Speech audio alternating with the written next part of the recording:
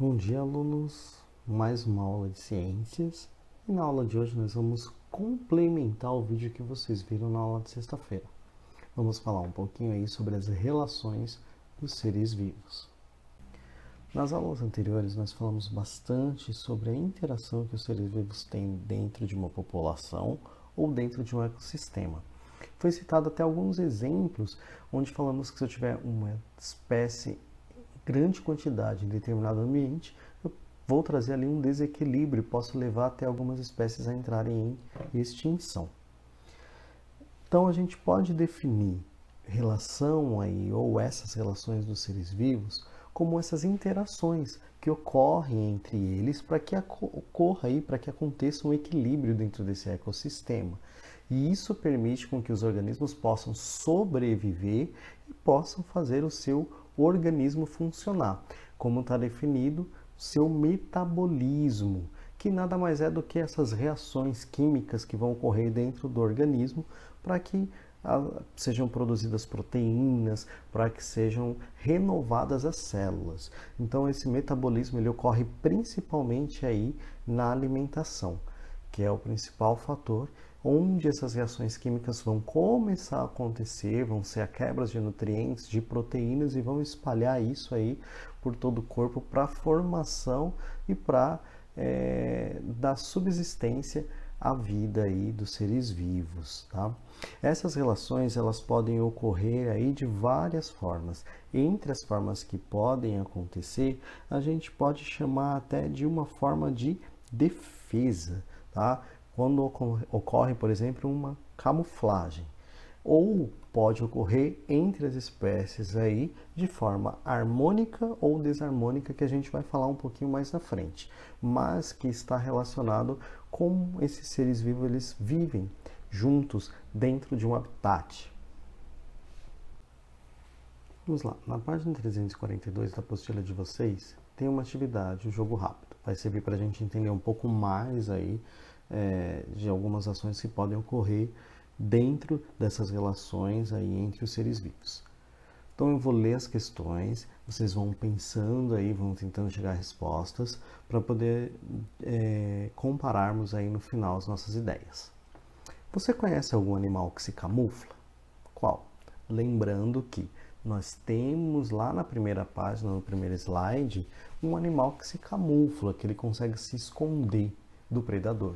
E a camuflagem serve justamente para isso, para ele enganar o predador, para ele se proteger. Segunda questão, quais animais você conhece que imitam outros para serem confundidos? Qual a vantagem dessa adaptação? Então, aquele que também consegue se proteger do predador, imitando outros, ou confundindo, ou se parecendo com outros, né? Eu vou dar um exemplo para vocês enquanto vocês estão pensando aí dessas ações aí que pode ocorrer numa espécie aí muito comum que é a lagartixa. A lagartixa, quando ela se sente ameaçada, a primeira coisa que ela faz, ela vai correr. Se ela vê que ela continua sendo perseguida, o que ela faz? Ela solta a cauda dela e a cauda dela fica se mexendo, fica balançando. Isso engana o predador, porque o predador, quando vê a cauda se mexendo, acha que ainda é a lagartixa, vai atrás da cauda, enquanto isso a lagartixa foge. Ela vai embora. Então, conseguiram chegar em alguma resposta? Algum animal que se camufla? Vamos lá. Para as duas questões, pessoal, as respostas são pessoais, tá? Então eu não vou, não tenho uma resposta correta, mas vou dar alguns exemplos aqui para vocês. Então, do animal que se camufla, a gente tem o urso polar, que se esconde no gelo, pode enganar o predador. A gente tem sapos e rãs, que vão se camuflar também entre as folhas, vão ficar com aquela coloração esverdeada. E a gente tem também o camaleão, que era o exemplo lá do primeiro slide. No segundo, o animal que imita outro, a gente tem aí o mais comum, a falsa coral. Ela imita a coloração da coral verdadeira e aí quando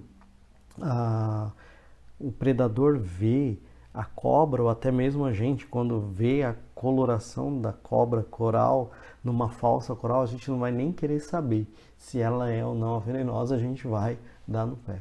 E é isso que acontece aí com os predadores. Vamos lá, vamos falar um pouquinho dos tipos de relações ecológicas que podem existir. Tá? A gente tem dois grandes grupos aí, que são os dois tipos, que são as interespecíficas e as intraespecíficas, e dentro desses dois grandes grupos a gente tem subdivisões que a gente vai falar também.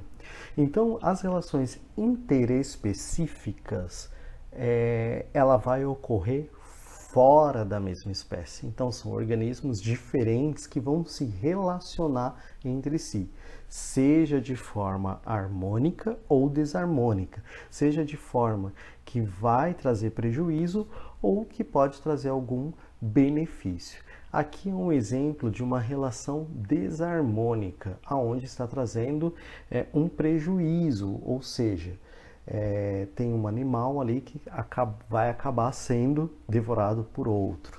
Tá?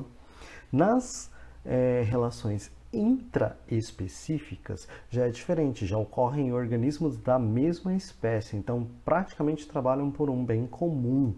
Um exemplo que a gente tem são as abelhas, que trabalham em sociedade ali, com a ordem da abelha rainha, para fabricar o mel. Falando um pouquinho dos tipos de relações, como eu falei, elas são subdivididas. Então eu tenho as intraespecíficas e interespecíficas, mas qualquer uma delas podem ser harmônicas ou positivas, ou desarmônicas ou negativas. Harmônicas são aquelas que vão beneficiar pelo menos um dos seres vivos envolvido nessa relação. Os dois podem ser beneficiados ou apenas um. Um exemplo para vocês é o pássaro palito e o crocodilo. O pássaro palito ele vive na boca do crocodilo retirando as impurezas dos dentes do crocodilo. Então ele está se alimentando dessas impurezas e o crocodilo não come por conta desse benefício. Então é uma relação ali harmônica, uma relação que não tem briga, que não tem prejuízo entre eles, tá? Isso é uma relação harmônica que a gente pode considerar, mas interespecíficas, ou seja, de espécies diferentes. Já nas relações desarmônicas ou negativas, serão sempre aquelas onde terá o prejuízo para pelo menos um dos indivíduos. Também pode ser intraespecífica dentro da mesma espécie ou interespecíficas em espécies diferentes.